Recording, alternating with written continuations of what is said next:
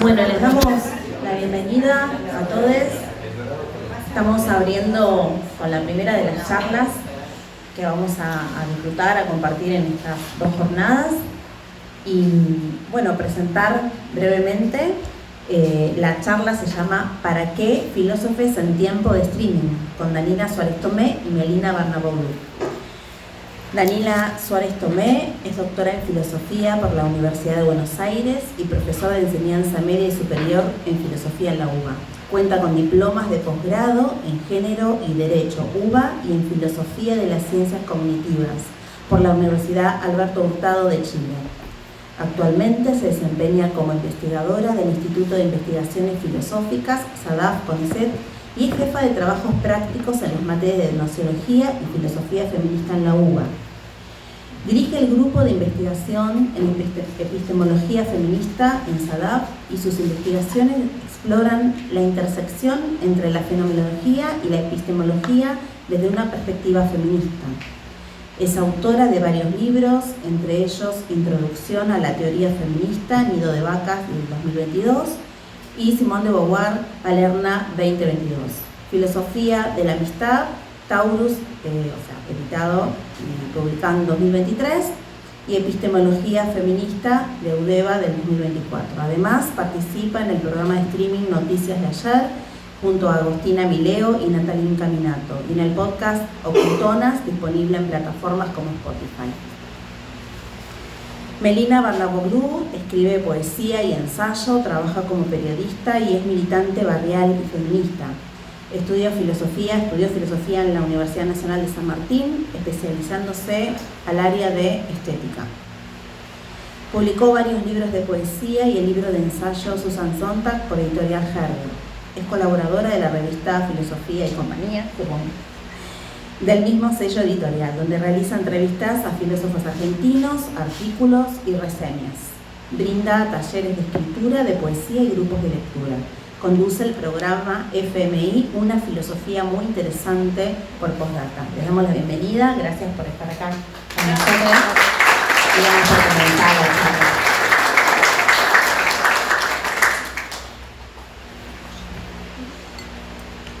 Hola, ¿cómo están? Bueno, qué bueno reunirnos después de esta semana, esta hermosa feria de libros de filosofía. Creo que habla un poco de lo variado que es el campo editorial y también el campo intelectual, porque eso, somos dos filósofas que venimos de la academia, pero también nos dedicamos al periodismo y en particular esta charla es sobre el streaming. Sobre los programas, vamos a hablar un poco de los programas como ejemplo, pero también la idea es pensar juntas y con ustedes un poco los desafíos que tiene la filosofía en el presente en sus diferentes plataformas. El streaming es una. Pero bueno, quería introducir un poco por qué le pusimos este nombre a la charla, para qué filósofes en tiempos de streaming, que viene, quizás lo sepan, de una frase que es ¿para qué poetas en tiempos de penuria? Que es una frase, creo yo, la pude rastrear en Heidegger, amén de lo que todos sabemos sobre Heidegger. Él tuvo un texto que se llama ¿Para qué poetas en tiempos de penuria?, refiriéndose a los tiempos, digamos, de posguerra. Y ahí él dice algo que me parece como muy interesante para pensar ahora, que es que básicamente cómo ubicarse, ¿no?, luego de los desastres, ¿no?, de la posguerra y de los tiempos difíciles que él llama como tiempos de penuria. Voy a tratar de trasladarlo para que lo pensemos ahora con otro autor, pero bueno, quería traerlo un poco para empezar a conversar. Él dice: tal vez la era se convierta ahora por completo en un tiempo de penuria, pero tal vez no, todavía no, aún no, a pesar de la inconmensurable necesidad, a pesar de todos los sufrimientos, a pesar de un dolor sin nombre, a pesar de una ausencia de paz en constante progreso, a pesar de la creciente confusión. Largo es el tiempo, porque hasta el terror, tomado por sí mismo como un motivo del cambio, no logra nada mientras no se produzca un cambio entre los mortales. Y bueno, este tema del terror, ¿no? Me hizo pensar en otro texto de un autor argentino, un filósofo argentino, que es León Rosichner, que seguramente pueden conseguir los libros de León acá, que tiene un texto que lo publica después de la muerte de Rodolfo Walsh, que se llama Filosofía y Terror, donde básicamente él lo que dice es: hay que incorporar digamos, el hecho del terror como parte de las condiciones de producción filosófica, es decir, desde la guerra anida en la verdad, y por lo tanto en las condiciones que tenemos hoy y en ese momento en la dictadura como filósofos de producir condiciones del pensar y condiciones de verdad, digamos. Y él lo que dice es que Rodolfo Walsh, por dar testimonio, lo mataron, entonces eso planta ante la filosofía el compromiso con la realidad de los momentos difíciles, ¿no? Entonces, este tiempo de penuria, y ahora estos momentos difíciles, y ahora estos momentos también de terror que estamos enfrentando, también instalan, dice él, una verdad mortal, ¿no? Que es básicamente eso, que hay una lucha entre la verdad y el mecanismo de muerte que este gobierno, y que en todos los tiempos, ¿no? Es largo el tiempo, dice Heidegger, y bueno, que ante ese terror que trata de coartar,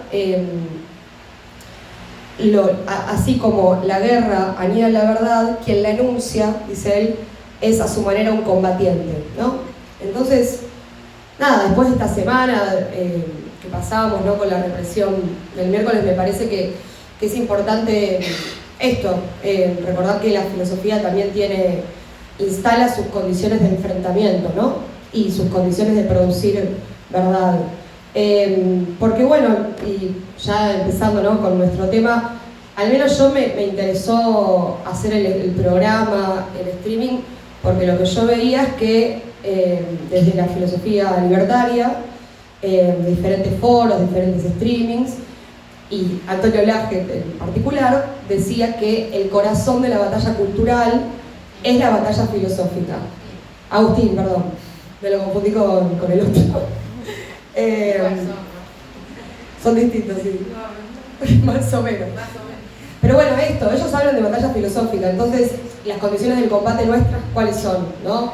Porque parte del mecanismo de terror también está en lo mediático, ¿no? En cómo construyen posverdad, en cómo... Porque, no sé, creo que la filosofía tiene un rol en eso, y bueno, a veces pareciera como que el streaming es algo que no está politizado, y creo que nuestros programas, donde hacemos, de hecho las chicas hicieron una columna muy buena sobre fascismo y antifascismo, recorriendo el frente de filósofos el otro día.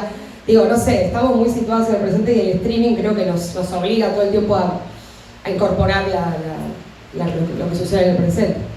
Así que bueno, quería traer un poco eso para arrancar. Y quizás, bueno, yo me sumo. Hola, ¿qué tal? ¿Cómo están todos? Hablando un poco también de cuáles son los desafíos de entrar a hacer filosofía, comunicación de la filosofía, si se quiere más precisamente, en el formato streaming. Y yo tuve ahí algunas cuestiones para pensar. Nosotros somos bichos de academia, ¿no? Yo soy bastante cuadrada en ese sentido, ¿no? Investigo, escribo mis papers, hago mis cuestiones ahí que son muy rutinarias, muy secas, muy grises, que te van dejando el pelo blanco, ¿no? Todo este cuerpo es un testimonio de ese trabajo rutinario y burocrático en el que se ha convertido la filosofía académica, que no tiene mucho lujo. Y siempre me pregunté, y me gustan las redes, me encanta internet. Tengo internet desde los 12 años, internet fue mi vida, pues autista, y entonces estaba más cómoda dentro de internet que en cualquier otro lugar. Siempre me gustó hacer cosas. Pero nunca encontré en el uso de las redes sociales, que si bien siempre tuve todo tipo de redes sociales, Twitter, Instagram, nunca encontré el espacio para conjugar el idioma de las redes sociales con el idioma de la filosofía. Yo sentía que siempre que quería hacer algo filosófico dentro del esquema de las redes sociales, me pasaba que sentía que había algo de contradicción, ¿no? Performativa bastante fuerte, que es la filosofía tiene en sí misma incorporada una estrategia de la demora, ¿no? Digamos en términos nietzscheanos, mientras que las redes sociales es todo compacto, rápido, y tenía esa cosa de decir, bueno, ¿cómo puedo hacer? ¿Se puede adaptar? ¿No se puede adaptar? Son cosas que hemos hablado también con mis colegas, con Tomás Balmaceda, que no sé si andará por acá, en algún momento por ahí estará dando vueltas. Hemos charlado, porque uno no quiere ser elitista y también tienes ganas de comunicar y hacer cosas, pero a mí el formato realmente me lo impedía. Y con el streaming me pasó que algo parecido con el podcast. Yo empecé primero a hacer podcast con amigas sobre filosofía, sobre literatura, sobre las cosas que nos gustaban, como peripatéticas, como cultonas. Y claro, ahí tenés más espacio, tenés tiempo, podés desarrollar, podés dejar bibliografía, ¿no? Había como un poquitito más de espacio para invitar al juego de la filosofía, que es preguntarnos, ¿no? Hacer preguntas, respuestas, dudar, ir y venir, ¿no? Un poco ese mambo. Y con la propuesta del streaming, que fue una propuesta de mi amiga Agustina Mileo, que ella ideó en nuestro programa, que después vamos a hablar un poquitito de cómo son nuestros programas, cómo los producimos y demás. La idea que tuvo ella fue hacer un noticiero conceptual, ¿no? Y me interesó porque era algo que no había visto en otro lugar. En general los streaming de acá tienden a ser copias de los streaming de allá, ¿no? Digamos, somos de importar formatos y demás. Esto me pareció interesante. Dije, bueno, tenemos tiempo, podemos armar columnas en donde podamos asociar un concepto con un evento, un concepto con un objeto cultural. Y me pareció que daba ese espacio un poco que las redes sociales no me daban en ese sentido, ¿no? Entonces, a partir de ahí, y sabiendo que el streaming es un lugar político, aunque no parezca, porque si ustedes se fijan, por ejemplo, hoy a la mañana me desperté, lo primero que vi fue un análisis de medios de streaming estadounidenses, en donde te muestran cómo están alineados, ¿no?, en el compás político, y cómo muchos de los streaming que se presentan como de consumo lúdico, en realidad tienen una orientación política muy marcada y por sobre todo conservadora, ¿sí? Es decir, el mundo de YouTube está plagado porque supieron interpretar el tiempo, supieron utilizar esa herramienta y supieron ocupar esos espacios porque tienen plata también, los pintan conservadores en Estados Unidos, pues sobre todo tienen mucho dinero. Perdón, ¿No?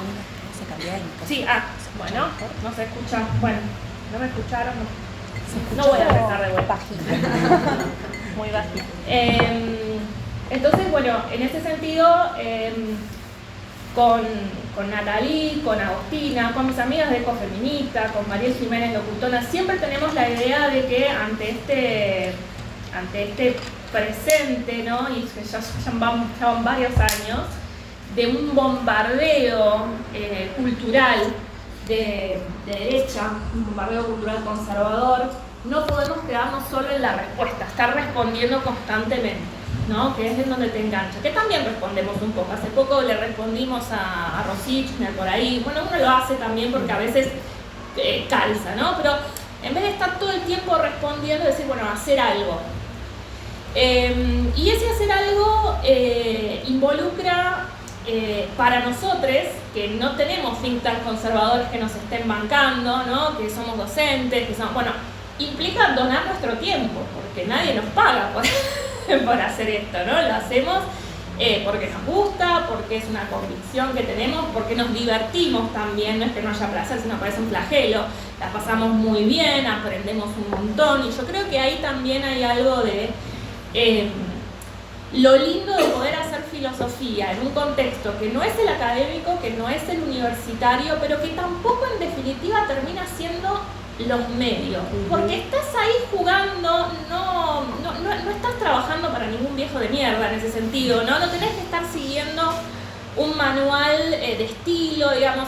Entonces ahí me parece a mí que en los programas que pudimos gestar, tanto FMI como NDA, y en el lugar en el que estamos, que es Postdata, que es un canal autogestionado por Mario Zurdolini, como le dicen a JF, a Tommy, bueno, está gestionado por chicos que son mucho más jóvenes que yo, que están más cerca de tu edad, pero son mucho más jóvenes que yo. ¿Son más jóvenes que vos también? Sí. Bueno, son muy jóvenes. Pero la pegaron en YouTube haciendo videoensayos y todo eso porque son más jóvenes y la vieron en un momento, y ahora pueden invertir toda esa plata en poner un canal con un espacio, nosotros tenemos cámaras, ¿no? Todo eso está disponible gracias a esta cooperativa que se armó de Postdata y en donde nos dejan hacer, no nos cobran y nos dejan hacer, no ganamos plata pero tampoco nos cobran, nos dejan hacer nuestros programas. Así que en toda esa conjugación yo creo que el filosofar se da bastante cómodo en ese sentido, ¿no? No sé qué te parece a vos. Toma, sí. Tenemos uno. Dale. Sí, tal cual. O sea, nuestro empleador en todo caso es YouTube, ¿no? Esas son las condiciones de producción. Pero sí, tal cual, un poco, a ver, porque ya que somos filósofos podemos distinguir analíticamente un poco lo que anotamos acá, que el streaming no son los medios y no es ni periodismo ni lo que hacemos, o sea, sí, podríamos pensar que es periodismo, porque son, digamos, los streamings y los canales de streaming hoy por hoy son medios, la mayoría de las radios, por ejemplo, se están pasando al formato streaming, entonces también me preguntaba por qué la pegó tanto el streaming, que es un tema aparte, pero digo, creo que la pegaron post pandemia porque la gente tiene necesidad de ver una conversación en vivo con caras en tiempo real, ¿no?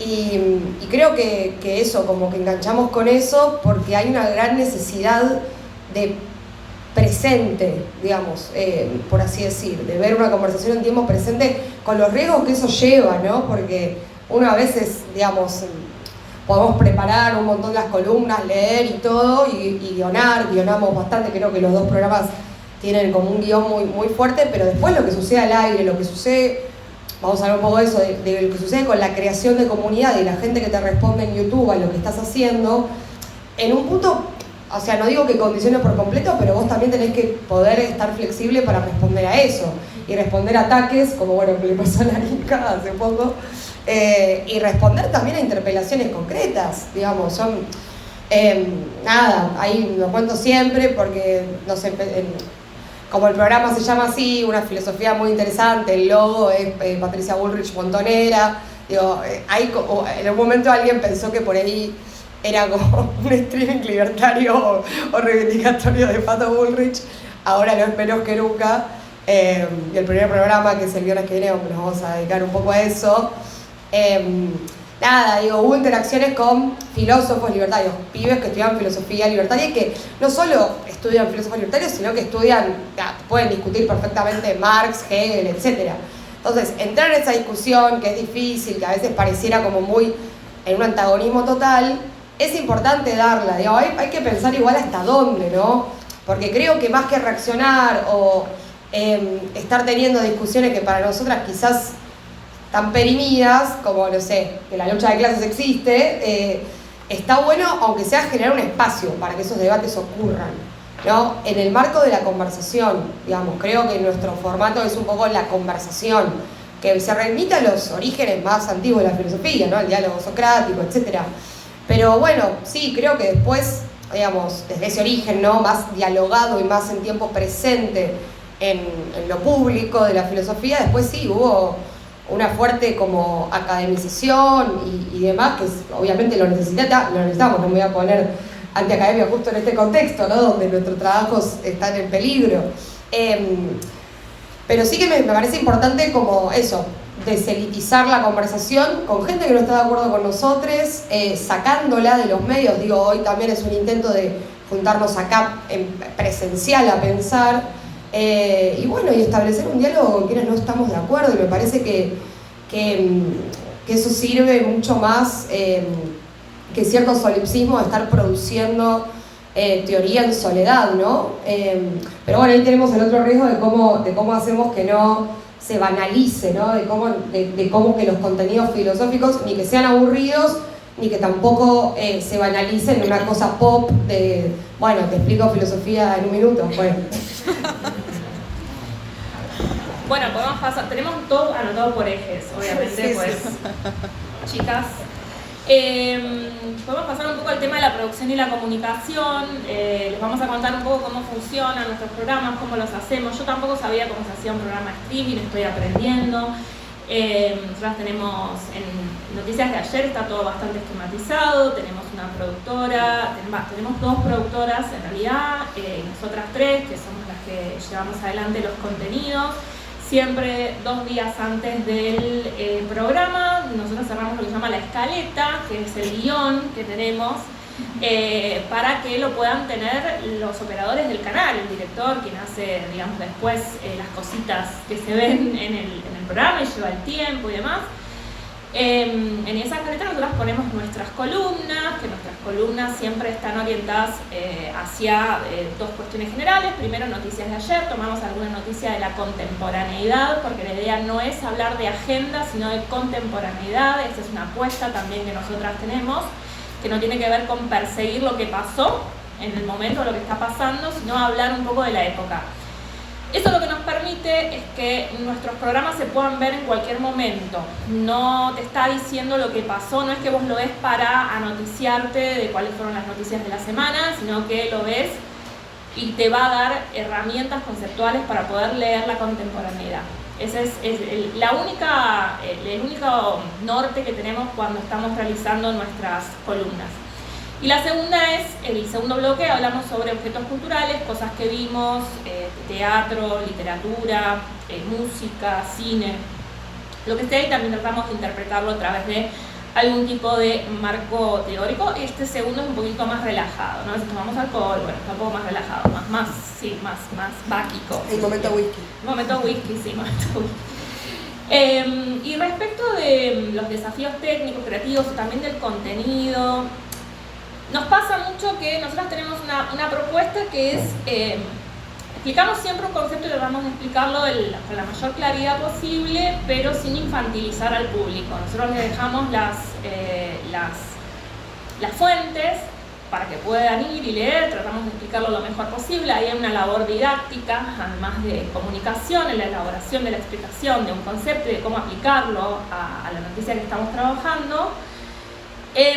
Pero la idea no es usar un lenguaje canchero, nosotras no somos cancheras, Sí, no somos gente canchera, somos muy nerds, estamos ahí, damos la carita, todo, pero bueno, tenemos como nuestra, o sea, hablamos a veces algunas palabras difíciles, tenemos ese intercambio en donde a veces nos dicen, bueno, a veces es un poco difícil lo que están diciendo, pero ahí está el intercambio que estamos intentando tener, es como, bueno, filosofía, y yo que por ahí hay otros filósofos acá en la sala y sabemos muy bien que desde el primer momento en que leímos filosofía hasta el día de hoy no entendemos mucho.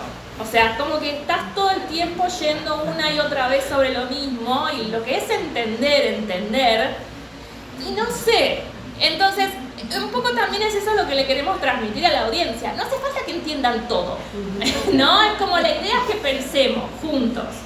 Cuando vos, o sea, la idea es que después, cuando vayan a una fuente, que van a las fuentes, porque después nos cuentan que las leyeron, eso es muy alentador, porque ni mis alumnos en Puan leen los textos que le doy, entonces te hace sentir bien. Vos decís, bueno, vos vas ahí, no hace falta que entiendas todo, pero te quedaste con algo y después podés volver, y eso te queda rumiando en la cabeza, y es como levantar pesas, ¿no? Después sigue haciendo ejercicio tu cerebro, entonces esa es la apuesta que tratamos de hacer. Más que de diluir el contenido para poder darlo, la idea es generar un espacio en donde podamos reflexionar y pensar, y que aunque no entiendan exactamente todo lo que le dijimos, se puedan llevar una curiosidad a partir de eso, ¿no? Bueno, generar un espacio de filosofía que es un poco de lenguaje y confusión, ¿no? En ese sentido. Y por otro lado tenemos una apuesta estética también como último punto, que es tratar de tener una estética, bueno, es medio soviética, también por el espacio en el que estamos, ¿no? En Postdata, que es un streaming de izquierda, pero también porque queríamos tener algún tipo de uniformidad, ¿no? Es decir, que se puedan concentrar en el contenido. Es un streaming lleno de contenido, a diferencia de otros streaming, porque vieron que siempre los streamers te dicen, ustedes no saben lo que es estar sentado ahí horas sin tener nada que decir y tener que generar, ¿no? Conversación para llenar el tiempo. Yo no sé lo que es, no sabemos lo que es eso. No tenemos idea lo que es eso, porque nuestras escaletas son de 20 hojas, 24 hojas, tenemos una cantidad de contenido impresionante, porque justamente la idea es que no que no haya tiempo muerto, sino hacer algo con el tiempo que tenemos, con la comunidad que pudimos construir o que estamos construyendo, ¿no? En ese sentido, la apuesta estética es uniformidad, nosotras no nos maquillamos, eso está todo pensado desde la propuesta estética, como para que nos podamos concentrar en lo que decimos y que podamos discutir lo que decimos y que no quede demasiado espacio para cuestiones como o del momento o más, no se quiere decir banales, pero quizás narcisistas, ¿no? En ese sentido. Así que eso está todo bastante pensado y bueno, todo el año pasado tratamos de hacerlo funcionar y este año vamos a ver si podemos sostenerlo. Bueno, me hiciste acordar, la bajada de FMI es, no entendés de filosofía, ya lo vas a entender. Que un poco la discutíamos si la consigna seguía teniendo sentido, porque eso, ¿qué sería entender filosofía, no? O entender de filosofía, digamos. Apelamos a la confusión porque la confusión es general, como la cita de Heidegger también es un momento de confusión, pero creo como que sí, es medio pendular o dialéctico entre la confusión total y el explicacionismo o esto de, che, quiero que me expliquen un concepto y poder, no sé, usarlo para la sobremesa o tener una cita con alguien. O sea, eso es como, nada, deglutir un poco y no eso, dejarnos interpelar por las preguntas del presente y por las preguntas del pasado y nada, generar preguntas hacia el futuro, ¿no? Como... nada, me parece como que es importante no perder de vista que eso también es lo que genera empatía, ¿no? Creo yo, más que con un filósofo consagrado hablando solo. Genera empatía la relación amistosa que podemos tener, en el caso de Identidad entre ustedes tres, pero en mi caso donde estoy yo sola a cámara, si bien hay todo un equipo, no tenemos productora todavía, pero... Tenemos ahí la producción de Postdata que es buena, pero tenemos una cantidad de gente produciendo. Acá está Nico, que también es de filo. Entonces también eso, sumar gente de filosofía, de la carrera y que está haciendo ensayo también a estas construcciones que la verdad que generan interés, un modesto interés, pero digo, como decías vos, quizás tus alumnos leen menos la biografía que un oyente de NDA o de FMI. Sí, mucha gente que pide los textos, que después pregunta, traten este tema, traten este texto, les puedo aportar esto, como que también eso, creo que lo que genera empatía por un lado es eso, ver que es una conversación amistosa, tratarnos bien, tratar bien a la audiencia, tratar bien a los invitados, no esta cosa, porque algunos programas medios lo hacen, tipo, bueno, voy a sacar a tal persona para que diga algo polémico y entonces discutirlo, lo que se llama el baiteo, ¿no? Que es como tipo, quiero generar un momento bait para que esto se replique. Creo que nosotros no bueno, por ahí algo sale, pero que alguien pueda sacar de contexto. Pero me parece como que el objetivo no es ese, ¿no? El objetivo es construir una conversación pausada y perdurable, ¿no? Y bueno, quisiera saber un poco qué piensan ustedes también. Puedo contar un poco también de la experiencia de FMI, que sí, surgió por este gag, ¿no? De Patricia Bullrich. Porque bueno, es un poco el confusionismo de esa frase, ¿no? Vamos a armar una filosofía muy interesante, centrada en el ser humano, casi lo sé de memoria, centrada en el ser humano. Que no sé, me parece como que está tan mediatizada la realidad que apostar a construir filosofía en términos mediáticos, no mediáticos de la farándula, sino mediáticos de que estamos usando un medio claramente para comunicar, es importante, y es importante darle cierto contenido a ese tipo de vaguedades, digamos, y de decir, che, mirá, esto que estás diciendo, digamos, ¿qué es esto que estás diciendo? Ok, vos hablás de, no sé, que estigmatizás un sujeto, a los jubilados, mapuches, etc. Contrapongamos qué es, o sea, discutámoslo en serio. Después está el tema de los nichos, ¿no? ¿Cómo saber realmente si las personas que nos siguen o que nos empiezan a escuchar van ahí como a, no sé, a fortalecer o a reafirmar lo que ya piensan, o realmente pueden ponerse en contradicción, ¿no? Con cosas que piensan, y si puede interesar a un público que quizás no es el el esperado, ¿no? Esto que me pasó a mí, que empecé a tener una conversación con libertarios, que la verdad que fue interesante, digo, no sé, eso me hizo pensar en esto que decía al principio de la batalla filosófica. Me lo pregunto realmente porque no soy ingenua con respecto al solipsismo que puede tener hacer programas de este tipo, pero y que no sé si vamos a hacer la revolución, pero es importante como, no sé, mantenernos pensando y creo que ya ser nosotros mismos es bastante importante, ya por no abandonar nuestro vocabulario, no lavarlo, que pueda apelar, digamos, como... Me parece que es una tarea importante, una tarea intelectual. En FMI creo que lo que tratamos de hacer es trabajar por temas, ¿no? El odio, la guerra, la fiesta, el fracaso, esos fueron algunos de los últimos programas, la contracultura.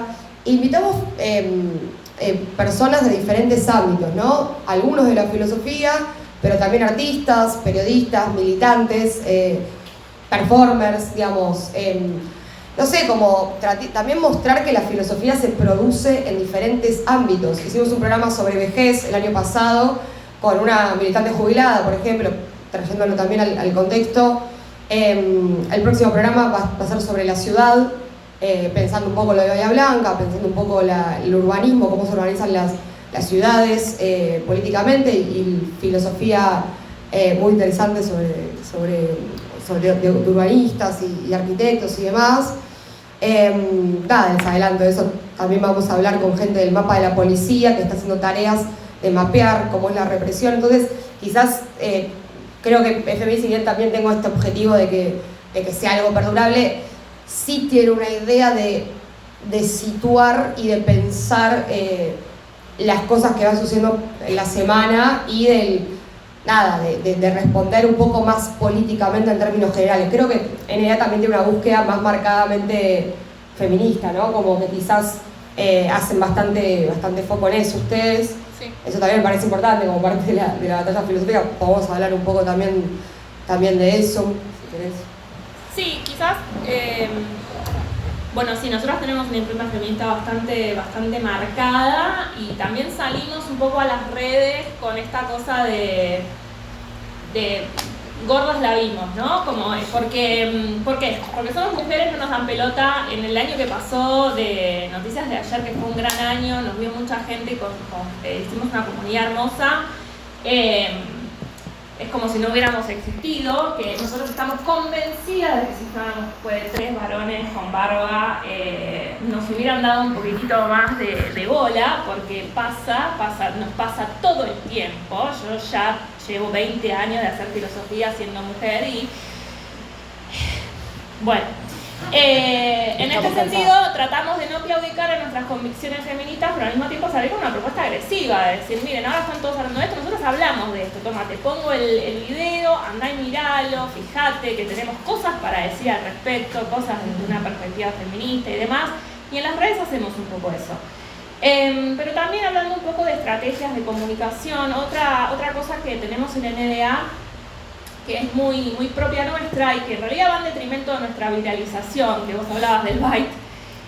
Ustedes vieron que los streamings lo que hacen son armar reels que están en general bastante descontextualizados, pero que sirven para generar engagement, ¿no? Entonces lo tiran, hay algo polémico, se viraliza y todo el mundo cliquea, reacciona de alguna manera, aunque sea con indignación, con enojo, con risa, con lo que fuera. Y entonces esa publicación se viraliza y el programa sí obtiene más gente que pueda llegar a verla, ¿no? Potenciales espectadores. Nosotros también podríamos hacer eso, porque hay gente que se dedica a hacer eso, ¿no? Los que hacen Reels, nosotros tenemos nuestra productora de Reels, y decidimos no hacerlo justamente por parte de nuestra apuesta estética, política, filosófica, ¿no? Nuestros Reels son más te damos conocimiento. Si querés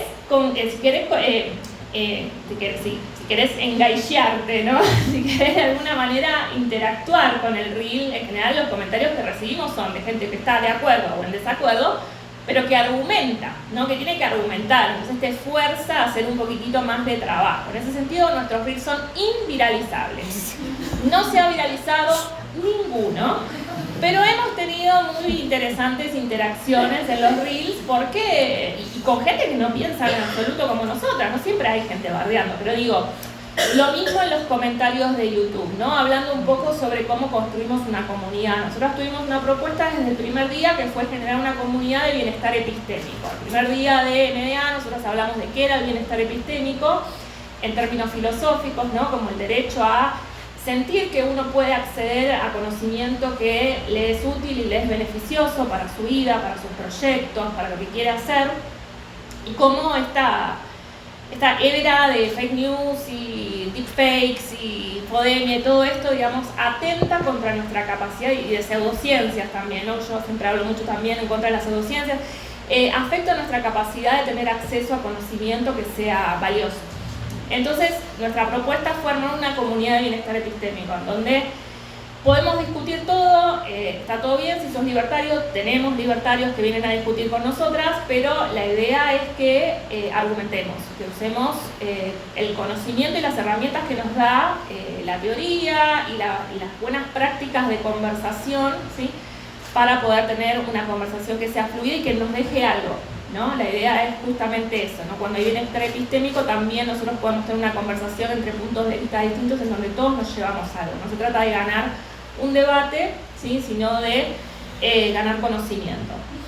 En ese sentido, bueno, nosotros siempre leemos comentarios al aire también que nos dejan, no siempre buenos, muchas veces con cosas que nos hicieron pensar o repensar lo que dijimos. Tratamos de mostrar que nosotras también podemos cambiar de opinión, eso nos parece muy importante.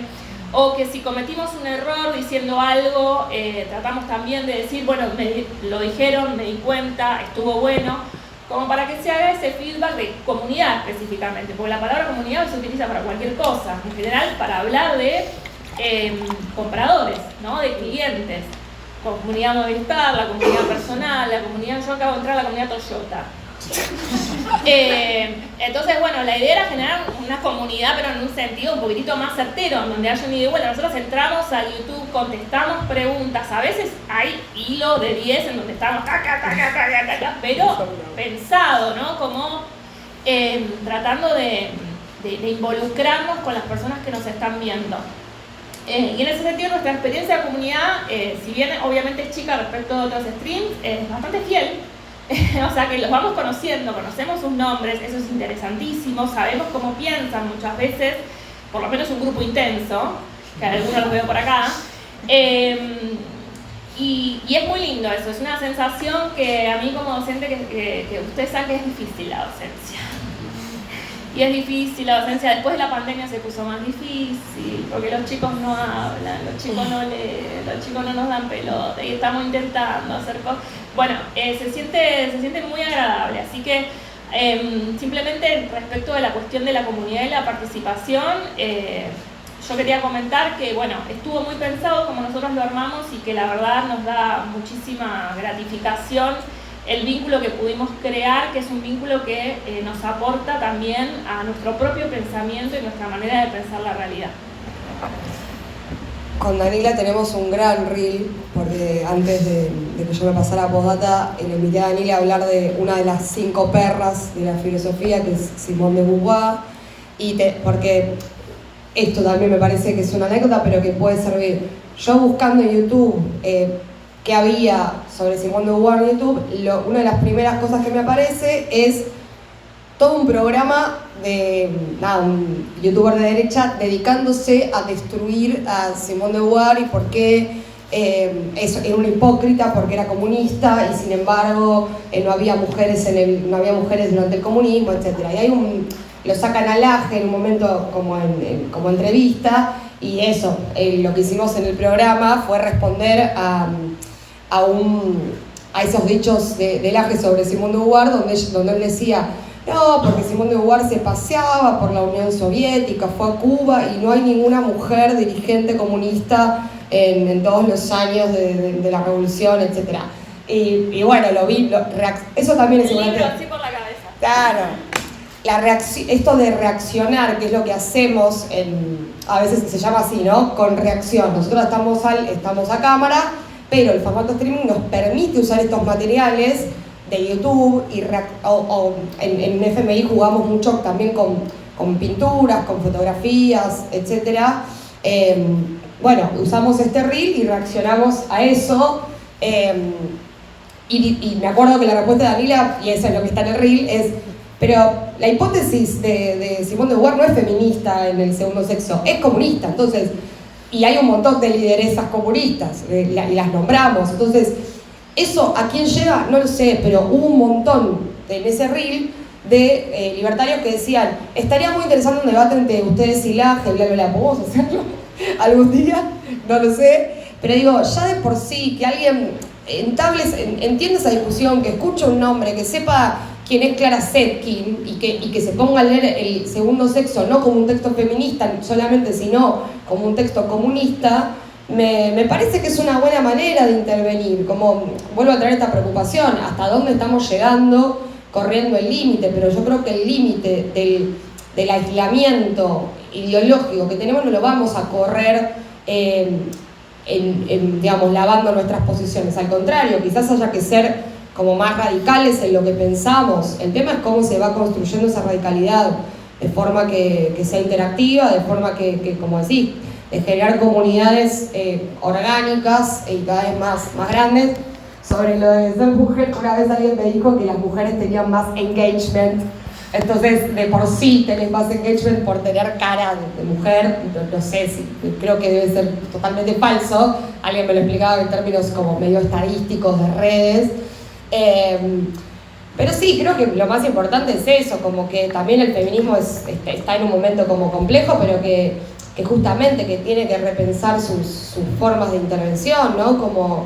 Y claramente que en los medios haya más representación de mujeres, de diversidades, es muy importante, porque piensan en qué punto esto se está realmente retrocediendo, ¿no? Porque realmente vos agarrás los principales streamings y es como que estás viendo Telefe. O sea, no sé qué les pasa a ustedes, pero yo veo así una especie de revival que ponés Olga y están, no sé, está Catherine Fulop en una cinta, ¿cómo se llama?, de correr, y es tipo, qué sé yo, no sé, me parece como que tenemos algo mejor para producir, y que es muy vasto el mundo de streamings. También decir esto, como que hay, no sé si es competencia, pero hay tantos streamings de tantos temas. Pensamos que el streaming surgió del mundo gamer, si mal no recuerdo, que reaccionan a videojuegos. Entonces, eso era un nicho hiper radicalizado en su fanatismo por ciertos videojuegos, y bueno, después se popularizó. Y acá en Argentina, que nos dedicamos a siempre ser los primeros en todo, en agarrar cualquier tendencia y explotarla, hicimos un poco eso con el formato. Entonces eso, el formato permite un montón de cosas. Es como, para mí es como que también me interesa, como esto de que decíamos de la apuesta estética, me interesa mucho la dimensión artística, ¿no? Eso, reaccionar a obras de arte, a ensayo fotográfico, a películas. Eso también, tuvimos cineastas en FMI cuando fue el momento donde, bueno, sigue sucediendo, ¿no? Tuvimos un programa dedicado a censura. Entonces, bueno, me parece como que es importante no obsesionarse con a ver si estamos logrando ganar la batalla cultural en los términos que ellos lo plantean, sino de generar una propia batalla cultural propia, que tiene que ver con recuperar nuestros términos, con seguir hablando de verdad. Yo al menos tengo esa idea muy modernista, que sigo pensando que la disputa epistémica por la verdad es importante. Entonces, bueno, no sé, ¿qué más podemos agregar? No sé, a ver, nuestro guión. Podemos abrir a preguntas. Sí, ¿no? Ya. A Ahí hay ver. una pregunta. ¿Querés venir acá y decimos? Ahí. Allá. ¿Me escuchan? Lo que quería preguntarles era algo que por ahí me voy un poco de la charla, que hablaban de que tenían en el programa un área dedicada a refutar las pseudociencias. Enseguida se me ocurrió Mario Bunke, o el activismo, me parece como de la época de la Caramañola, para decirlo de alguna manera. ¿Y qué tipo de pseudociencias? Por ejemplo, la medicina china y la acupuntura, lo mismo que la astrología y el tarot. No sé en qué ¿Con qué actores o se dedican al tema de No, a ver. Todo este tema del que estamos hablando de streaming, a mí se me ocurría como con el cambio de formato de las ideas, en el cual están contenidas las ideas. Y si no imaginan clásicos que se están grabando o streameando en este momento, que van a ser clásicos dentro de 50 años, que se va a ir a esos. Por eso decía, apostar a algo que no sea Telefe en streaming.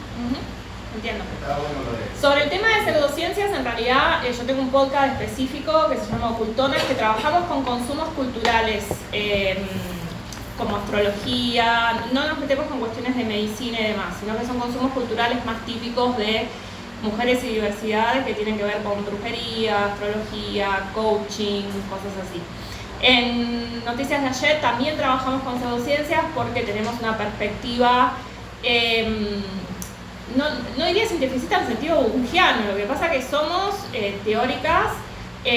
Con Agostina Mileo nos dedicamos académicamente a la epistemología feminista y a la ciencia feminista, trabajamos en eso y siempre estamos en un lugar incómodo entre los anticiencia y los bungianos, ¿no? Estamos ahí en el medio, digamos, en cierto sentido, porque hacemos epistemología crítica. Entonces, el contenido que nosotros llevamos tanto al programa como al podcast es un contenido de crítica de la ciencia etnocéntrica, androcéntrica, sexista, etcétera, pero al mismo tiempo es crítico de las pseudociencias. Entonces es un lugar un poco incómodo de la crítica en el medio, en donde estás ahí que nadie te quiere demasiado. Pero es la propuesta que tenemos, y tanto en el podcast como en NDA tratamos de llevarla adelante. Respecto de Bunge, bueno, yo leí la cita de Heidegger al principio, soy bastante heideggeriana. Heidegger es el principal enemigo de Bunge, entonces bueno, no sé, creo que él igual es bastante,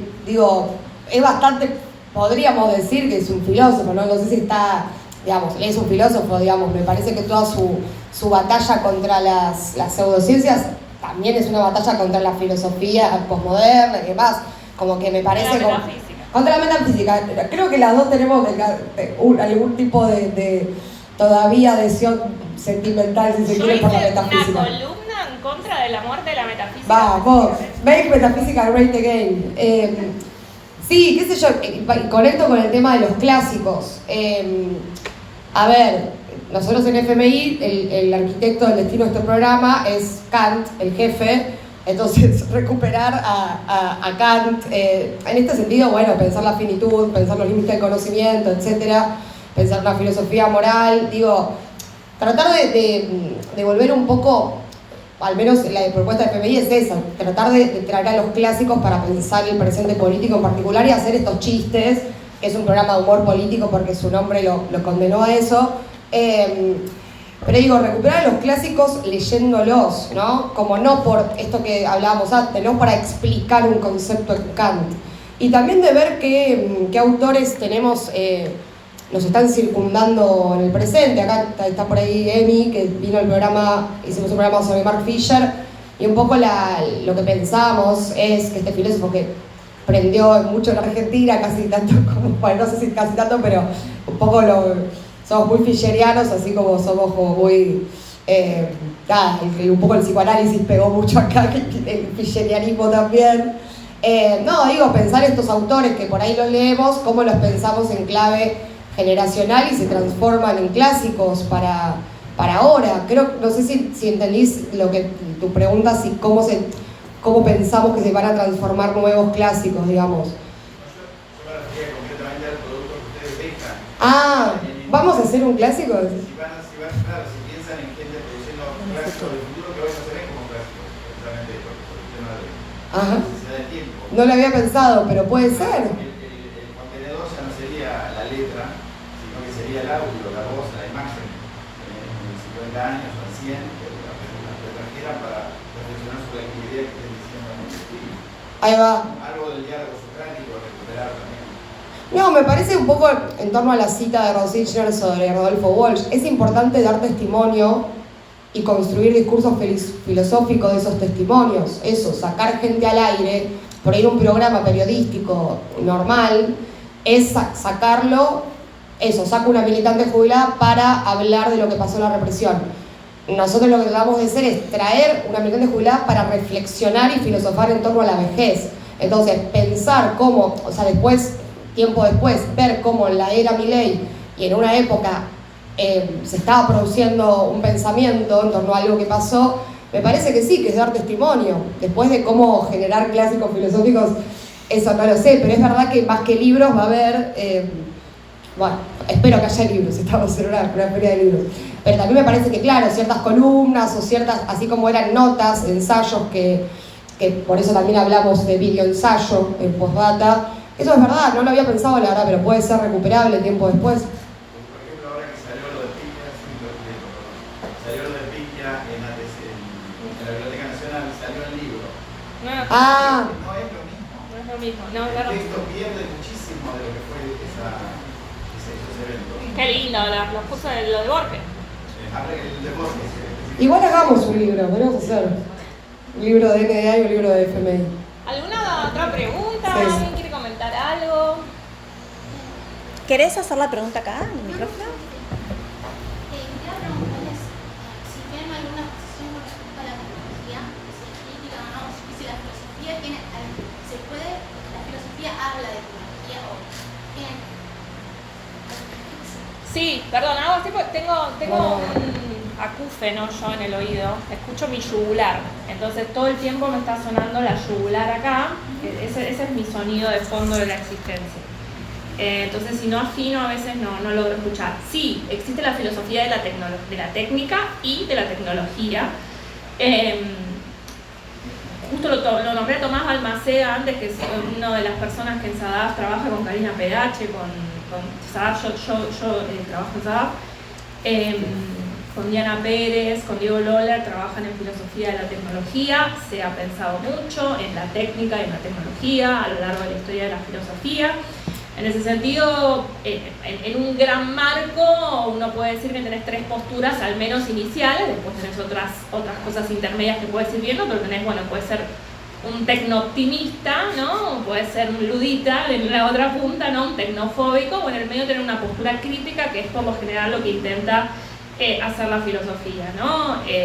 Intentar acercarse a la tecnología de la manera más crítica posible, que es la forma reflexiva en la cual la filosofía tiende a acercarse a los fenómenos. Yo trabajo, como te dije, en el Instituto de Investigaciones Filosóficas de SADAF CONICET, y allí tenemos un proyecto de muchos años que ya llevamos adelante del instituto, que es de pensar desde la filosofía la inteligencia artificial.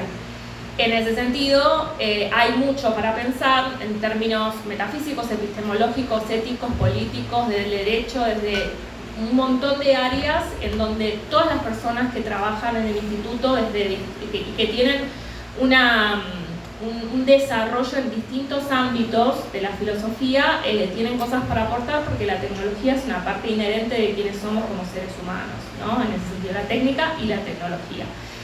Así que hay mucho para dar vuelta. Te invito a que, si querés, busques, por ejemplo, el grupo GIFT,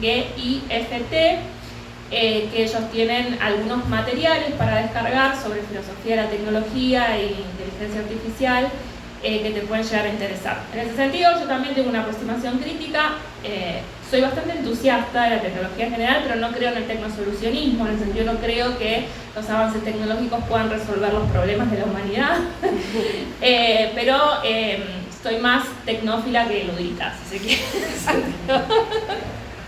Yo soy medio tecno-pesimista, la verdad, pero... Sí, sí. El otro día, en noviembre, una exposición de la UCA, que se le queda en Puerto Madero, de artistas digitales.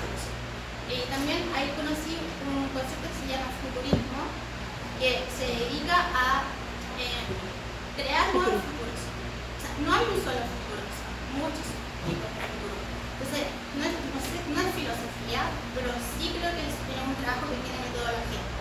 Bueno, eso quería decir, porque hablan como la inteligencia artificial como el camino. Y no es el camino, hay muchos. Entonces, eso. No, es re interesante y creo que es una pregunta para hacerse en filosofía hecha en formato de streaming, donde estamos haciendo un uso total de la tecnología, no solo de la digitalidad, sino de lo que se construye subjetivamente con el uso de la tecnología. Al menos a mí me interesa más ese punto. Y después algo sobre la disputa sobre el futuro, tenemos bastante para hablar, pero no sé, yo no sé tanto sobre la relación entre filosofía y tecnología como Daniela. Sí les puedo recomendar otra autora, que es Flavia Acosta, que ella habla del concepto de tecnoceno. Entonces, así como existió el antropoceno, es inescindible pensar la humanidad sin el uso de la tecnología, digamos, porque nuestras condiciones de subjetivación hoy por hoy son ni siquiera ni a través, son directamente, están a la base, digamos, de la construcción de subjetividad. El último invitado del programa de FMI, que hicimos una especie de especial de verano, fue con Agustín Valle, que es un autor muy interesante que piensa esto, que su libro se llama Jamás tan cerca, la humanidad que construimos con las pantallas. Se lo súper recomiendo porque es muy lindo el libro. Y bueno, y pensamos esto, de cómo la subjetividad tecnológica, digamos, cómo cambia las formas de hacer política, las formas de desear, las formas también de pensar y de producir filosofía. Entonces, nada, que les puedo recomendar eso. Y la disputa sobre el futuro está abierta, digamos, como decís vos. No hay un futuro, y el futuro no es con una herramienta técnica.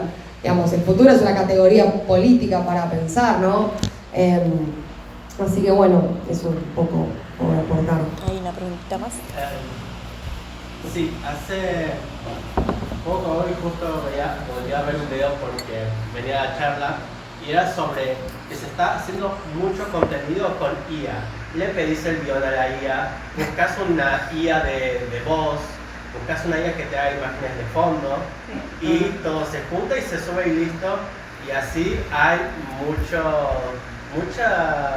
canales en YouTube que suben video 1 o 2 al día de 1 hora y media tranquilamente.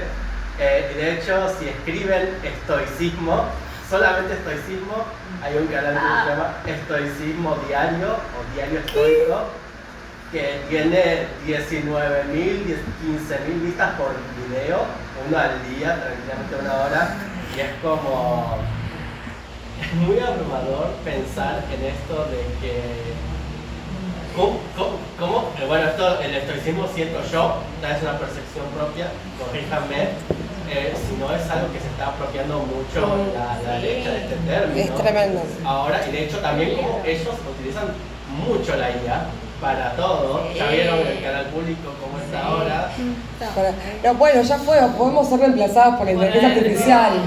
No, quizás está bueno, pensé en varias cosas. El tema del estoicismo sí seguro también tiene que ver con la cuestión de los romanos, ¿no? Digamos, hay todo ahí una cosa que ya hay gente pensándolo y que es interesante. Respecto de la producción de contenido con inteligencia artificial, yo siempre creo que está bueno ahí ofrecer siempre herramientas cognitivas para elegir, ¿no? Ahí están las herramientas, o sea, uno le puede dar. Yo estoy completamente a favor del uso de la inteligencia artificial para cualquier cosa, pero como un asistente, no como un creador. La inteligencia artificial es medio mala creando cosas. En ese sentido, bueno, está bueno siempre... eso es más mi rol como docente, más que en comunicación, pero siempre ofrecer el desarrollo de herramientas de discernimiento para las cosas que consumimos y para las cosas que leemos y cómo nos relacionamos con el contenido. Vieron que ahora todo es contenido.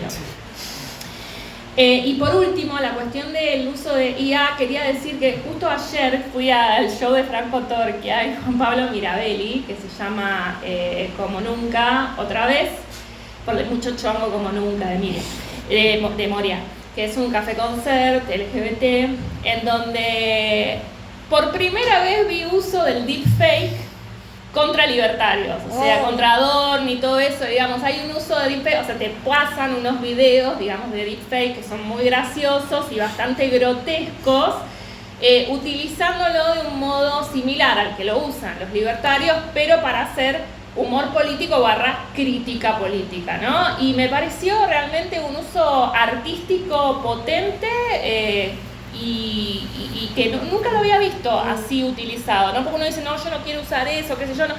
A mí no me gusta, no es solo una estética que no me gusta, sino que me parece medio sucio, ¿no? Utilizar la deepfake y todo eso, pero en este caso, en un contexto artístico, en un contexto de humor político, en un contexto de crítica política, me pareció súper interesante. Tipo las imágenes que hacen de Trump o Milei besándose. Claro, cosas así. No, me hiciste pensar en algo que para mí es muy importante, que es esta idea de el artesanado o la apuesta por lo artesanal. Si bien es un formato tecnológico, el streaming, se nota la artesanía en el sentido de que puede haber errores de producción, podemos equivocarnos cuando transmitimos una información. Digo, todo eso se valora para mí, porque se nota que es real, o lo más cercano a lo real, ¿no? Y eso es lo que sucede, es lo que repone esta pérdida de conexión con los demás, y me parece que eso se valora. Obvio que dentro de ese artesanado podemos usar diferentes herramientas. Voy a hacer algún deepfake, acabo de hacer algún deepfake de filósofos. No, eso me parece súper importante. Sobre el estoicismo me parece un temón. Hicimos un programa donde lo que hicimos fue contraponer este tipo de frases motivacionales apócrifas de Séneca y leímos Séneca para ver realmente lo que dice Séneca. Porque digo, la experiencia de leer Séneca no tiene nada que ver con este estoicismo diario. Digo, la verdad, yo cuando estoy mal leo las Consolatio de Séneca, pero bueno, no sé, me llama la atención por qué lo usan. Creo por esto, porque es una filosofía que era motivacional, digamos, era para moralizar, era para construir filosofía moral para los guerreros, para los gobernantes en la antigua Roma. Entonces, es importante como recuperar el estoicismo, pero no sé si para deglutirlo, digamos, me parece que es importante, es una filosofía súper potente como otras. Y por lo que preguntaba el otro compañero sobre la autoayuda, yo me crié con mucha autoayuda en mi casa, full menemismo, y realmente mis viejos les hacía bien, qué sé yo, y el estoicismo está ocupando esa función. Entonces, bueno, de repente generar un contenido que alguien lo haga sentir bien, que sea su plan. Los programas van a la tarde, los jueves, y el mío el viernes a la noche. Digo, no sé, puede ser algo que reemplace un poco eso de ir y comprarte un libro de autoayuda. No lo sé, digamos. Es una modesta intención para no moralizar esos consumos tampoco. Porque hay gente que no llega a leer Séneca, o digamos, está mal, pero digo, como que su forma de entrada es esa, y quizás si proponemos otras formas de entrada donde se lean los textos fuente y donde se discutan los filósofos que esos dispositivos arman con el estoicismo, quizás sea más interesante para alguien.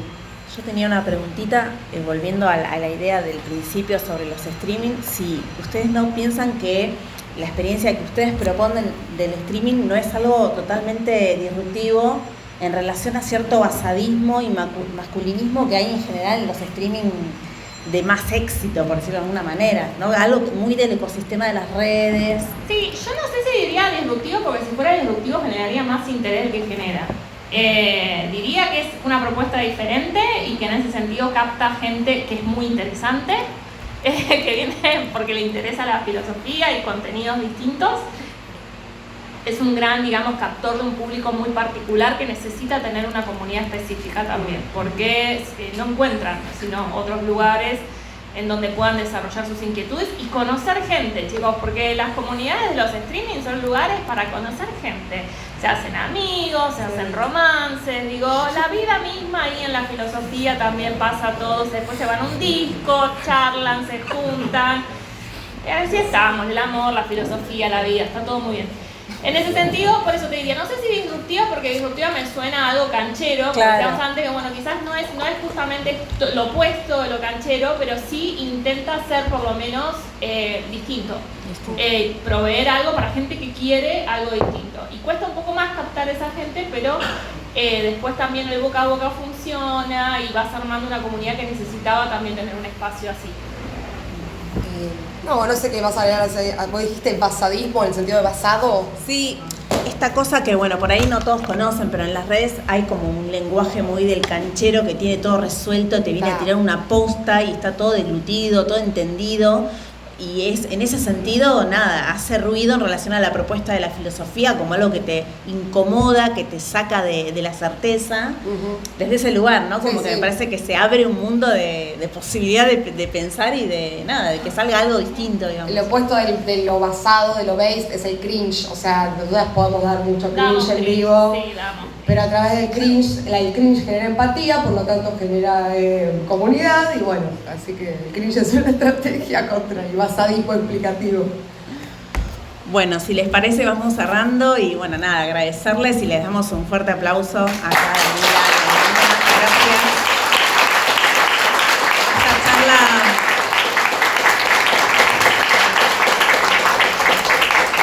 La charla va a quedar grabada, así que más adelante vamos a subirla a la página del Taller de Filosofía. Muchas gracias y bueno, nos seguimos encontrando en la feria. Gracias.